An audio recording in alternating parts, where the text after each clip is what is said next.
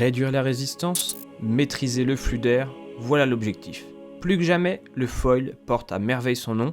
Scott a décidé de redéfinir les codes du vélo aéro en proposant une nouvelle génération de vélos capable d'être rapide, qu'importe les conditions et qu'importe la route. En soi, un vélo performant mais moins exigeant. Vélo qui pourrait tout à fait satisfaire les pros du World Tour que Monsieur Tout le Monde. Et c'est ce qu'on va vérifier.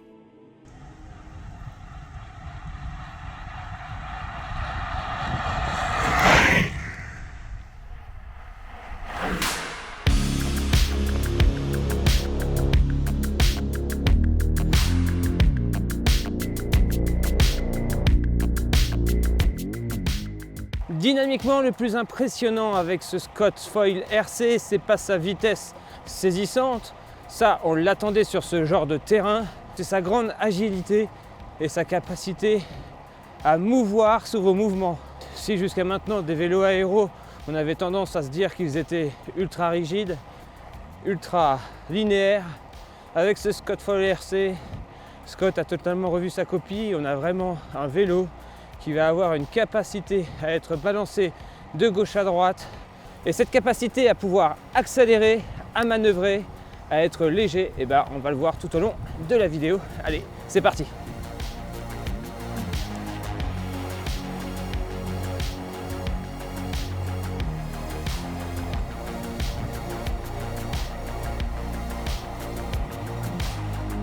Moi qui pensais que Scott allait simplifier sa gamme de vélos haut de gamme par simplement le Scott Addict RC avec la précédente génération du foil qui venait à terme, eh bien pas du tout. Scott nous a surpris en sortant un nouveau Scott Fold RC, une géométrie identique mais un look totalement nouveau, presque aberrant. C'est un vélo qui respire aéro et pourtant l'objectif de Scott avec ce vélo, c'est bien de rouler vite, plus vite que son ancien Scott Foil, mais c'est aussi d'avoir un vélo moins exigeant, moins exclusif, et donc qui pourrait contenter autant les pros du World Tour que Monsieur Tout le Monde, comme moi. J'ai pu alors le tester durant plusieurs mois, plus de 1000 km passés à son cintre. On va pouvoir revenir sur mon essai de ce Scott Foil RC. Pour rendre son vélo plus agile, Scott n'a en rien baissé le niveau de rigidité de son cadre, de son boîtier de pédalier pour adoucir son vélo. Non, pas du tout. Ils ont travaillé sur les périphériques. Ils ont donc revu leur copie sur le cintre, sur la tige de selle, sur le choix des roues et aussi avec ces fameux haubans rabaissés, on va le voir. Commençons par parler de cette fameuse paire de roues Zipp 454 NSW. Je ne reviendrai pas en détail sur la paire de roues car je vous ai sorti une vidéo spécifique où j'ai pu tester cette paire de roues à part. Donc comme ça vous comprendrez encore plus l'intérêt de cette paire de roues sur ce Scott.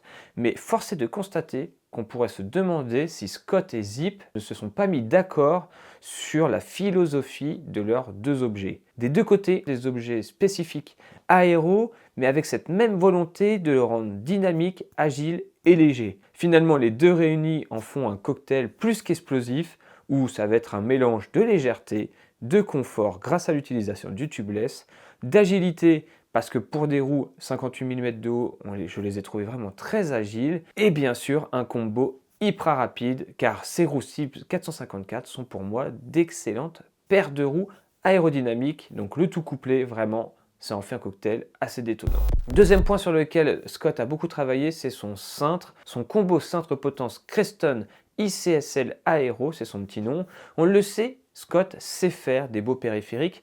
D'ailleurs, sur le Scott Addict RC, le combo cintre potence était vraiment très joli déjà. C'est la marque Syncros. c'est les équipements de la marque Scott, donc c'est Scott qui fabrique leurs propres équipements et franchement ce Synchros Creston il est vraiment du plus bel effet, ne serait-ce que visuellement et on comprend vite ce qu'ont voulu faire Scott avec ce cintre, un cintre hyper fin sur le devant, on sent vraiment que l'air va venir être tranché en deux littéralement, donc on va pas être gêné par la prise au vent avec ce cintre et le petit plus de ce cintre c'est vraiment sa capacité à être plus ou moins rigide. Oui, oui, c'est possible. Si vous mettez main en bas du cintre et que vous envoyez, vous pédalez de toutes vos forces, ça va vraiment être très rigide. Par contre, si vous commencez à mettre vos mains en haut des cocottes, donc sur les leviers, on sent réellement qu'il y a un léger flex supplémentaire. Scott a voulu ça et je trouve qu'ils ont vraiment très bien réussi leur coup. Alors imaginez que tout ça est couplé bien sûr avec du tubeless à l'avant et ça en fait vraiment un combo détonnant. Maintenant, si on va sur l'arrière du vélo, ils nous ont concocté une petite tige de selle. On l'avait vu dans ma vidéo présentation avec cette fameuse lampe intégrée. Au passage, cette lampe intégrée de seulement 20 lumens est peut-être le unique défaut de ce vélo. Je la trouve un peu faiblarde. Difficile de parer à toutes les situations avec seulement 20 lumens, donc il m'a fallu rajouter une deuxième lampe quand vraiment la luminosité était baissante ou alors quand il y avait des conditions plus difficiles de roulage, la pluie, le brouillard, etc. Je ne me sentais absolument pas en sécurité juste avec cette petite lampe de 20 lumens. Donc c'est bien que ça existe, mais on aimerait que Scott sorte un autre module avec une lampe un peu plus puissante à l'intérieur. Maintenant revenons à cette tige de selle composée donc de 3 parties. La partie amovible de la lampe, la partie à l'avant qui va reconnecter le chariot de selle au cadre et on a ensuite une partie qui va être finalement là juste pour maintenir la tige de selle dans le cadre et en fait la vraie tige de selle c'est seulement le petit morceau de carbone qui se trouve à l'avant. Du coup on se retrouve avec une sorte de tige de selle suspendue un peu à l'image du Trek Madden avec ce fameux creux. Et bien ici avec le Scott Foil ils ont décidé de faire une tige de selle un petit peu suspendue comme ça. Il va y avoir un léger fléchissement de la tige de selle sur l'arrière lorsque vous allez mettre votre poids sur la route et suivant les irrégularités de la route, ce qui va rendre le vélo assez confortable et force est de constater que, encore une fois, le combo tubeless 28, au banc rabaissé et tige de selle font que ce Scott Foiled RC est vraiment hyper confortable sur la route. Alors, pas totalement confortable, si vous faites des très longues distances, la rigidité va quand même vous impacter un peu pour les moins athlétiques d'entre nous, mais par contre, pour tout ce qui est filtration d'irrégularité, l'état des mauvaises routes, etc., je trouve que le Scott Foiled RC sait très bien filtrer et atténuer ces différents obstacles. Qui a dit qu'un vélo aéro à disque était trop lourd? Ici, ce vélo est pesé à 7,300 grammes sans les pédales. Une fois les pédales mis, on est aux alentours des 7,5 kg. Ça y est, on revient sur des poids que l'on retrouvait sur des vélos aéro à patins. Et je peux vous dire que dans le comportement, cette légèreté, elle a son importance. Dès que la route commence à s'élever, eh bien le vélo reste toujours aussi dynamique, agile et il est surtout facile à monter. Signe que ce vélo est fait pour rouler vite, classiquement sur les vélos aéro, on y retrouve alors deux disques de 160 mm pour le freinage et je passerai outre ce SRAM Red AXS qui est positionné dessus avec le capteur de puissance intégré. On n'en attendait pas moins à ce niveau de prix. On y reviendra tout à l'heure pour le niveau de prix, mais c'est vraiment un vélo qui est prêt à l'emploi avec un des meilleurs groupes sur le marché, le capteur de puissance, la lampe, bref, le vélo est vraiment un tout en un.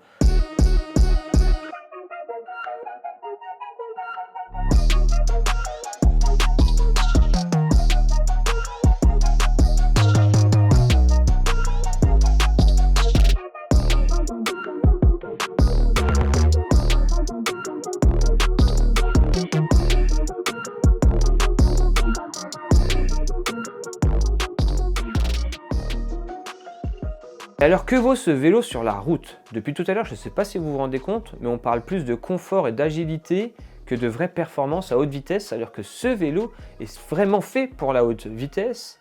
Si en basse vitesse, tous ces éléments de confort et d'agilité vont vous permettre finalement de pouvoir rouler ce vélo à l'année, même si vous n'êtes pas un féru de vitesse, donc même si vous voulez juste vous faire plaisir à acquérir ce vélo, vous pourrez l'assumer. Moi je considère qu'on peut assumer ce vélo tellement ils ont fait beaucoup d'efforts sur le confort et l'agilité, mais ils n'ont en rien renié son niveau de performance. Dès les premiers coups de pédale, c'est vraiment l'agilité, la facilité de l'emmener et sa légèreté qui va venir se faire ressentir. L'avant est hyper léger, vous appuyez à peine sur les pédales, on est parti. On n'a pas l'impression d'être sur un vélo aéro tellement il est dynamique, c'est vraiment très surprenant. Et pourtant, une fois que vous allez dépasser un seuil de vitesse, vous allez vraiment vous rendre compte sur quoi vous êtes.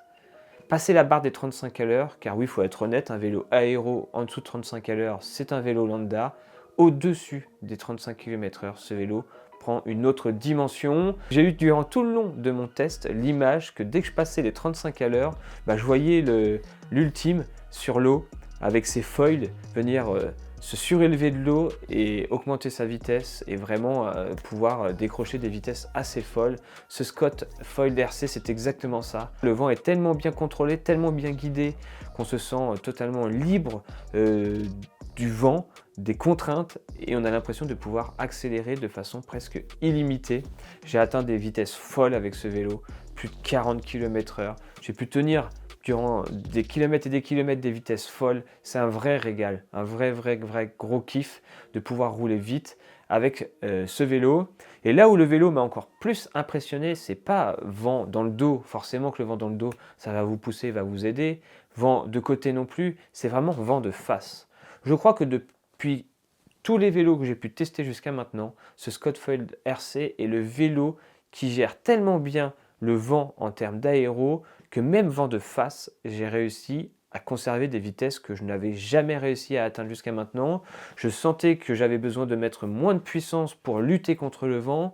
Bref, ce vélo, en termes d'aéro, c'est vraiment impressionnant. Ça freine bien, ça accélère bien, c'est hyper stable. Dans les descentes, c'est un vrai régal. Vous abaissez votre centre de gravité et vous pouvez vraiment prendre des courbes de façon hyper rapide. Ça ne bouge pas, c'est vraiment très impressionnant. Ça va vraiment être difficile pour moi de vous donner des points faibles. Et heureusement à ce niveau de prix, me direz-vous.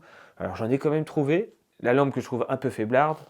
Le choix des pneus aussi, les Schwalbe Pro One, j'ai eu plein de crevaisons, des petites crevaisons. Bon, donc c'est du tubeless, ça s'est réparé, donc j'ai pu continuer.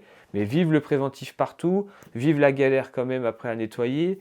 Donc vraiment, c'est des pneus que je trouve assez fragiles, bien que par la suite, j'ai pas recrevé. Mais c'est vrai que sur les premiers kilomètres, on était vraiment dans une période de l'année où il y avait beaucoup de cailloux, etc. sur la route.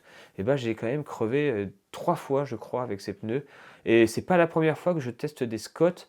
Et à chaque fois, je me retrouve avec des pneus qui sont assez fragiles et je crève quasiment dès la première sortie. C'est un petit peu devenu une habitude dès que je teste des Scott avec du Schwalbe dessus. Je crève dès la première sortie. Donc ça donne le ton et ça inspire pas beaucoup confiance pour les prochaines sorties. J'imagine celui qui a payé son vélo 16 000 € et qui crève dès la première sortie. On peut faire un petit peu la tronche, je trouve. Enfin voilà, ça a été vraiment un grand luxe pour moi de pouvoir tester ce Scott Foil RC. J'espère vous avoir bien fait comprendre ce qu'est ce Scott Foil RC. Ne pas s'arrêter à son apparence. Oui, il est ultra aérodynamique. C'est peut-être l'un des vélos aéro routiers le plus aéro que je n'ai jamais testé jusqu'à maintenant. Mais c'est aussi l'un des aéros les plus confortables et agiles que je n'ai encore jamais pu tester. On a l'impression que c'est un peu la nouvelle génération de vélos, vous voyez, pas exclusif, donc que tout le monde peut s'acheter. En même temps, vous allez me dire, vu le niveau de prix, là on est sur un vélo à 16 000 €, est-ce que c'est les plus compétiteurs d'entre vous qui pourront vous le payer, ou alors c'est ceux qui ont le plus d'argent et des gens finalement qui ne sont pas les plus athlétiques qui vont pouvoir se payer ça. Donc il faut aussi s'adapter à ce type de clientèle, vu les prix pratiquer, il faut que le vélo ne vienne pas nous casser net. Le win every ride, je crois que c'est ça la devise, donc gagner chacune de vos sorties. Je comprends totalement la philosophie. Je trouve que tout est résumé dans cette phrase, que vous soyez pro, juste compétiteur, amateur, cyclo, vous trouverez toujours à y gagner, à sortir votre vélo, déjà à gagner du plaisir, améliorer vos performances à votre niveau, gagner des courses si vous en faites. Mais dans tous les cas, vous gagnerez toujours en plaisir Et pour ça, on peut dire que le vélo est plus que réussi.